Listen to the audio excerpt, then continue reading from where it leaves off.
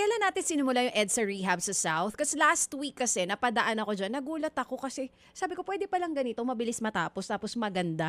Hindi ka natutugs-tugs-tug sa gitna ng EDSA. When did you start the yun nga project? yung ano, At kailan po tayo nung, kano? nung Sige po. December 24 ng gabi, ng hating gabi nung December 24. Oo. Tapos, nag 24/7 tayo hanggang January 6. January 4, sorry. Tapos ngayon, ano lang tayo, yung 10 p.m. to 4 a.m. lang tayo. Pero nabubuksan naman natin ng 5 a.m. kaya halos hindi talaga nararamdaman ng mga kababayan natin. Pero ang hindi na lang pwede naman basta ma-coordinate ng mabuti. Ang nakita kong hindi na lang maayos diyan yung pagbaba dun sa may underpass diyan na hindi pa maayos dun sa ilalim. Pero in all fairness, yung mula Makati hanggang dun sa dulo, medyo mas maganda na yung kalsada. Sek, anong klaseng project yung ginawa dyan? Ito ba yung Japan technology na sinasabi niyong mabilis? Ano yun? Bakit ang bilis? Tsaka, Yes. ano ito? Hindi talaga madaling masira? Mas maganda compare dun sa normal na ginagamit ng DPWH? Oo, dati kasi normal asphalt lang yung ginagamit natin. Ngayon, yung ginagamit natin ngayon, yung ginagamit na rin nga sa mga runway natin sa NAIA, sa Clark at sa ibang mga international airports natin. So, mas matibay na ito. And mas mas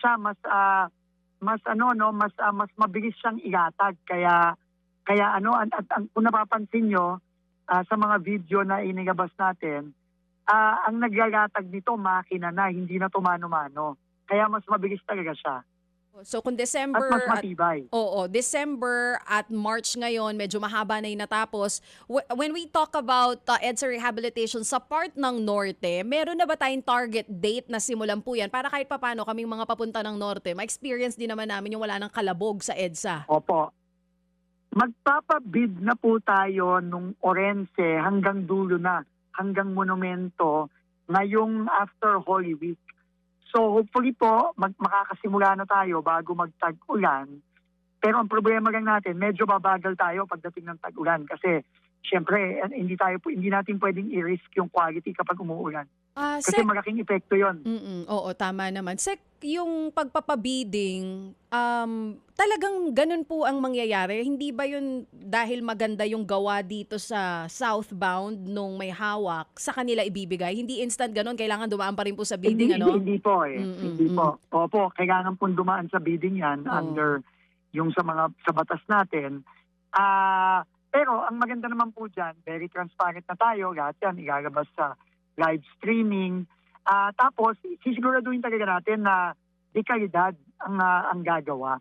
No, kamukha nung nakikita natin ngayon, pagka dekalidad talaga yung kontratista, ito po yung kontratistang gumagawa sa ating mga runway sa airport at pati na rin dito sa F-Flex natin saka sa Skyway. Sila din yung gumagawa doon. Sino tong So makikita talaga natin. Sino po itong kontratista na ito? Redicon po. Ano po ulit? Redicon po. Ano na yan?